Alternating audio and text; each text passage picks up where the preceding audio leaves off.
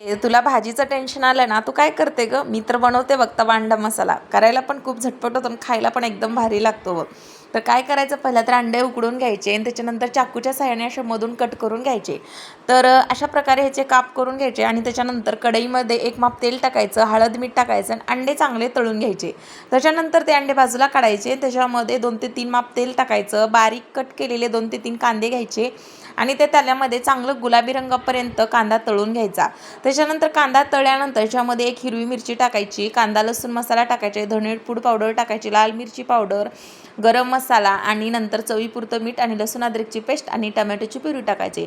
हा सगळा मसाला तेल सुटेपर्यंत परतून घ्यायचा. छानपैकी 5 ते 10 मिनिटं हा मसाला चांगला परतल्यानंतर याच्यामध्ये उकळतं पाणी टाकायचं 2 ते 3 चमचे आणि त्याच्यानंतर चांगलं 10 मिनिटं ह्याला चांगलं शिजू द्यायचं. तेल सुटेपर्यंत ह्याला शिजल्यानंतर ह्याच्यामध्ये टाकायचे चवीपुरतं मीठ टाकायचं. आपण जे तळलेले अंडे आहेत ते ह्याच्यामध्ये सोडायचे. मस्तपैकी तवा अंडा मसाला तयार होतो. तू सुद्धा नक्की बनव आणि